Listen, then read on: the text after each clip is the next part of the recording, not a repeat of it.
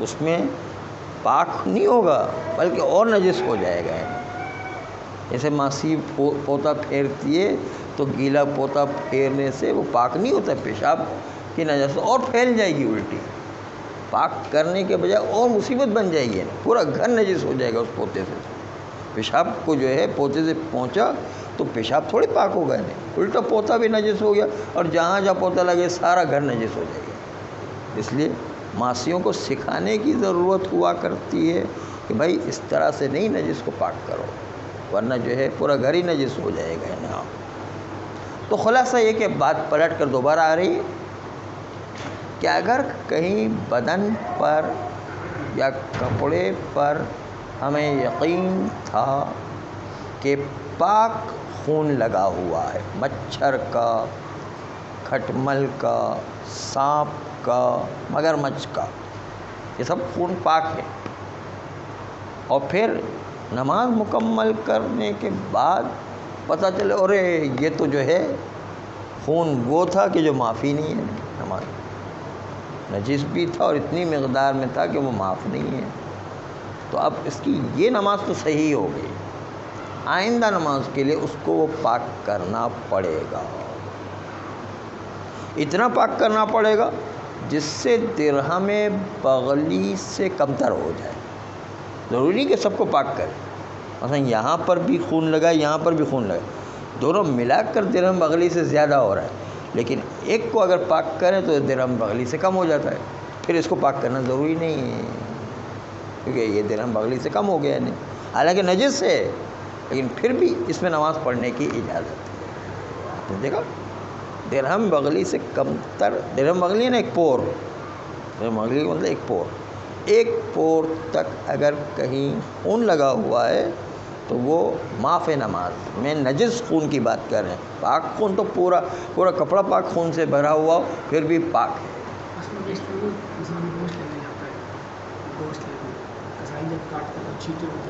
ہاں قصائی کا گوشت جو ہے وہ پاک ہے، قصائی کا اپنا نہیں ہے نا، وہ گوشت جو اڑتا ہے نا وہ پاک ہے. کیوں؟ اس لیے کہ وہ اندر کا گوشت جو ہے اندر کا حصہ ہوتا ہے، اندر کے حصے سے خون اڑے تو پاک ہوا کرتا ہے. وہ جو اچھل کر کے باہر نکل رہا ہوتا ہے وہ صرف نجس ہے، اندر جو رہ جاتا ہے وہ سارا خون پاک ہوا کرتا ہے. اس لیے وہ قصائی جو گوشت کاٹتا ہے یا ہڈی توڑتا ہے اس میں خون اڑتا ہے تو وہ خون پاک رہے گا.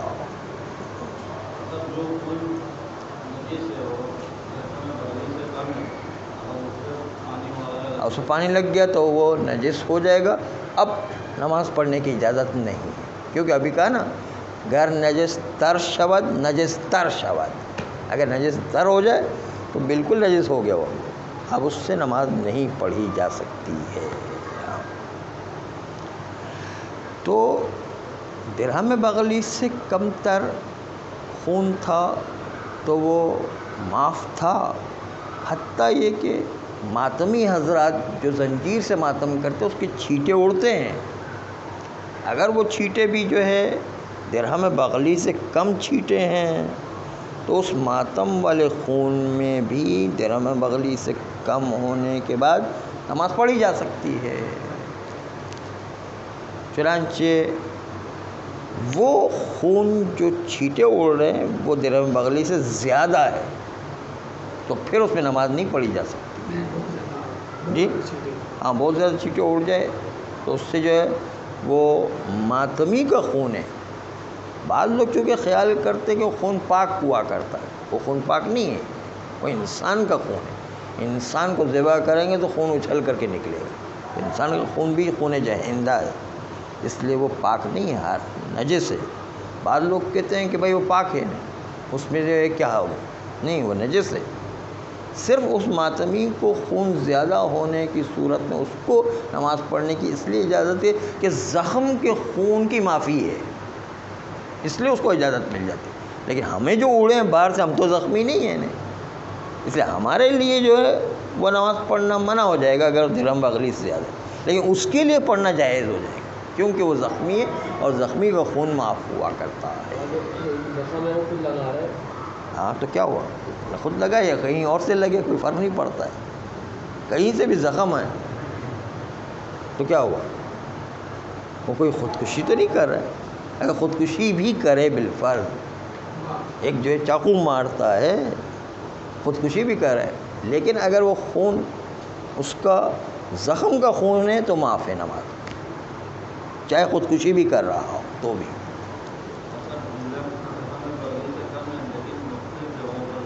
ہاں، مختلف جگہ پر ملا کر، سب ملا کر حساب کریں گے، وہ درہم بغلی سے کم ہے یا سب ملا کر کے درہم بغلی سے زیادہ ہے، سب کو مجموعاً حساب کیا جائے گا۔ جی جی جی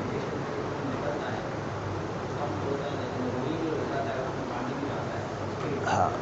اگر وہ درہم بغلی سے کم جو انجیکشن لگانے والا خون ہے وہ خون لگائے، اگر اس میں کوئی اسپریٹ یا پانی نہیں لگا ہے، خالی روئی لگی ہے، تو اس کا مطلب ابھی وہ درہم بغلی سے کم ہے تو نماز پڑھی جا سکتی، لیکن اگر اس میں اسپریٹ لگا دیا یا کوئی پانی والی چیز لگا دی تو پھر وہ ایسا نجس ہو جائے گا کہ اس کو پاک کرنا ضروری ہے۔ ہاں، اگر جو اسپریٹ یا پانی وغیرہ لگا دیا اس میں تو وہ نجس ہو جائے گا، اب اس خون اور پانی کے ساتھ نماز نہیں پڑھ سکتے ہیں۔ نہیں، زخم والا پورا معاف ہے، زخمی آدمی اس پہ زخم میں خون نکلا اس کو پورا معاف ہے، جیسے زنجیر مارتے تو درہم بغلی سے بہت زیادہ ہوتا ہے، لیکن اس کو پورا معاف ہے، وہ صرف جو ہے جو خون دھو لے، پٹی لگا لے، اس کے بعد جتنا بھی خون نکلتا ہے سب معاف ہے اس کو۔ اس طرح پیپ والے، پھوڑے والے جو ہے اس کو بھی سارا خون معاف ہوا کرتا ہے۔ جی ہاں ہاں ہاں، اگر وہ خون اگر درہم بغلی سے کم تر دوسری جگہ پر لگ جائے تو ٹھیک ہے، لیکن اگر اس سے زیادہ لگ گیا تو پھر وہ نہیں معاف ہوگا، وہ معاف ہے۔ خالی زخم والا خون جتنا بھی معاف ہے، لیکن اس کے علاوہ کسی اور جگہ پر لگ گیا تو وہ درہم بغلی حساب ہوگا، اس کو یا تو پاک کر لیں یا درہم بغلی سے کم ہونا چاہیے۔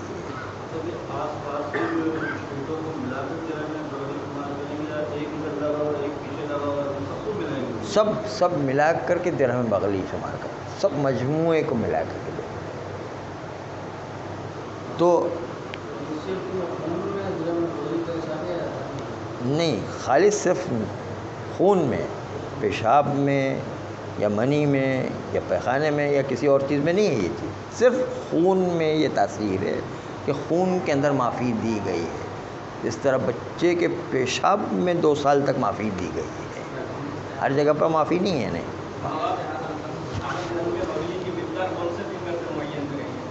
یہ چھوٹی کم سے کم اتنی ہے، ہاں وہ ٹھیک ہے، میں عرض کرتا ہوں کم سے کم اتنی ہے، کیونکہ وقت اختلاف پایا ہے، اور کچھ مراجع جو ہے یہ اس انگوٹھے کی فنگر کو کہتے ہیں، یہ 2 الگ الگ ہیں۔ ہاں، تھوڑا بس اتنی مقدار ہو تو کافی ہے، پھر اس سے زیادہ نہیں ہونا چاہیے۔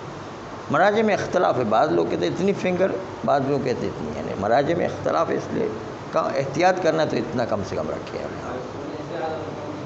جی نہیں، وہ معاف نہیں ہے، عورتوں والا خون کوئی معاف نہیں۔ ہاں، جس کا جتنا ہے اتنا اس کے حساب سے ہے، اور اس سے زیادہ نہ ہو، لیکن ہم تو اگر پاک خون کپڑے پر یقین تھا لگا ہے، بعد میں نماز پڑھنے کے پتہ چلا کہ وہ اتنا خون تھا کہ جو معاف نہیں نماز میں، تو وہ نماز تو صحیح ہوگی، اس کے بعد والی نماز جو ہے وہ صحیح کرنا پڑے گی۔ اس طرح کہ آدمی نے وضو کیا ہوا تھا اور جو ہے وضو کے بعد غلطی سے اس کا ہاتھ کسی نجس چیز پر پڑ گیا، اور اس کے بعد وہ بھول گیا، اور بھول کے اس چھوئے ہوئے نجاست کے ساتھ اس نے نماز پڑھ لی ہے، نہیں تو اس کی نماز صحیح ہے، لیکن آئندہ یاد آ گیا تو اس کو پاک کرنا پڑے گا۔ لیکن وہ باہر کی جو نجاست تھی لگی ہوئی تھی، اس سے اس نے غسل کر لیا یا وضو کر لیا، اور وہ وضو و غسل کے باوجود وہ چیز پاک نہیں ہوئی، بلکہ پورے پانی اور بدن کو نجس کر دیا اس نے۔ مثال کے طور پر، آپ مثال سنیں، مثال کے طور پر ہمارا ہاتھ منی پر پڑ گیا، وہ ایسی چکنی چیز ہے کہ جو ہے اتنی جلدی آسانی سے نہیں اترتی ہے، اس لیے وہ پڑھنے کے بعد بھول گئے، اب وضو کر رہے ہیں اس کے اندر یاد نہیں رہا، تو بجائے اس کے کہ ہم وضو کریں، ہمارا ہاتھ بھی نجس ہو گیا اور ہو سکتا ہے کپڑے بھی نجس ہو گئے اور جو ہے الٹا جو ہے گلے پڑ گیا ہوتے، تو اس وضو کی وجہ سے اور بھی نجاست پھیل گئی، یعنی تو اس سے وہ وضو بھی باطل ہو جائے گا اور نماز بھی باطل ہے۔ اسی طرح منی پر ہاتھ پڑ گیا اور اس کے بعد ہم نے بھول کے غسل کیا، یاد نہیں رہا، بھول کے غسل کیا، اب غسل کیا تو منی ایسی تھی کہ چپک کر رہ گئے، غسل کے بعد بھی یاد نہیں رہا، بعد میں نماز پڑھنے کے بعد دیکھا تو وہ منی چپکی ہوئی تھی ابھی بھی۔ بہت سی دفعہ ایسا ہوتا ہے، بہت سی چیزیں چپک کر رہ جاتی ہیں، جان ہی نہیں چھوڑتی ہیں، پھر جو ہے اس کو ہٹانا پڑتا ہے نہیں، تو وہ جو غسل کے دوران منی باقی رہ گئی ہے وہ غسل بھی باطل ہے اور ساتھ ساتھ نماز بھی باطل ہے، کیونکہ نجاست باقی رہی ہے۔ ہاں مگر یہ کہ اس طرح غسل کرے، اس طرح وضو کرے کہ وضو کرنے کے ساتھ ساتھ وہ چیز پاک ہو گئی ہے اور پھر وضو ہوا ہے، پاک ہو گئی اور پھر غسل ہوا ہے، تو پھر وہ غسل اور وضو صحیح ہو۔ کبھی کبھی جو ہے مثلا پیشاب کی نجاست ایسی ہوتی کہ ذرا سا پانی پڑتا ہے ختم ہو جاتی ہے، ایسی نجاست ہے تو الگ بات ہے، ورنہ اگر کوئی نجس ایسی چیزیں جو چپک کے رہ گئی ہے تو اس کے اندر جو ہے اگر وہ وضو کے دوران رہ گئی ہے یا غسل کے دوران رہ گئی ہے تو وضو بھی باطل، غسل بھی باطل اور نماز بھی باطل ہے، اس کو جو ہے اس کی کوئی اصلاح کا راستہ موجود نہیں ہے۔ اگر کسی کے پاس ایک ہی پانی ہے کہ جس سے یا بدن پاک کر سکتا ہے یا لباس، دو میں سے کوئی ایک چیز پاک کر سکتا ہے، بدن پاک کر سکتا ہے یا لباس، تو اس پانی کو بدن میں استعمال کرے گا یا لباس میں؟ تو کہا کہ پہلے بدن مقدم ہے، پہلے بدن کو پاک کرے اور احتیاط واجب کی بنیاد پر پہلے لباس کو پاک نہیں کرنا، پہلے بدن کو پاک کرنا ہے۔ چنانچہ اگر کوئی ایسی صورتحال پیش آ جائے جو کپڑے میں تین صورتحال ہے، تین صورتحال ہے، تو پھر جو ہے کپڑے کی نجاست اور بدن کی نجاست برابر ہو جائے گی۔ مثلا بدن کم نجس ہے اور لباس زیادہ نجس ہے، بدن کم کیفیت والا ہے اور لباس زیادہ کیفیت والا ہے۔ مثلا جو ہے بدن کم کیفیت والا ہے، مثلا بدن جو ہے فرض کرے خون والا ہے اور لباس پیشاب والا ہے، تو پیشاب کی نجاست زیادہ ہے، نہیں اس کو جو ہے ختم کرنا زیادہ اہم ہے۔ اگر اس طرح کی کوئی کیفیت پیش آ جاتی ہے کہ لباس میں شدت پیدا ہو جاتی ہے، کوئی اور طریقے سے بھی کسی طرح شدت پیدا ہو گئی کہ جس کی وجہ سے لباس کا اب درجہ بڑھ گیا اس بدن کی نسبت سے، تو پھر انسان کو اختیار ہے کہ اب بدن کو پاک کرے پانی سے یا لباس کو پاک کرے پانی سے، دونوں میں اختیار ہے، کیونکہ دونوں کو پاک کرنے کا پانی نہیں ہے، نہیں، اس لیے پھر اختیار۔ پہلا مرحلہ بدن کا تھا لیکن جب دونوں برابر کی کیفیت والے ہو تب، لیکن جب لباس زیادہ کیفیت والا ہے یا زیادہ مقدار میں زیادہ ہے یا کوئی اور وجوہات کی سے جو ہے لباس میں مسائل پیدا ہو گئے، مثلا جو ہے وہ کسی درندے کا خون لگا ہوا ہے تو وہ خون جو ہے اس میں شدت زیادہ ہے، اس کی بنیاد پر پہلے اس کو پاک کرنا پڑے، نہیں پہلے اس کو نہیں بلکہ دونوں برابر ہو جائیں گے، آپ کی مرضی ہے، دو میں سے کسی ایک کو بھی اختیار کریں، یا بدن کو اختیار کریں یا لباس کو اختیار کریں، وہ آپ کی مرضی۔ شدت کے وقت دونوں میں برابری ہے، لیکن اگر شدت نہیں تو پہلے بدن مقدم اور پھر اس کے بعد لباس کی باری آتی ہے۔ صلی اللہ علیہ وسلم۔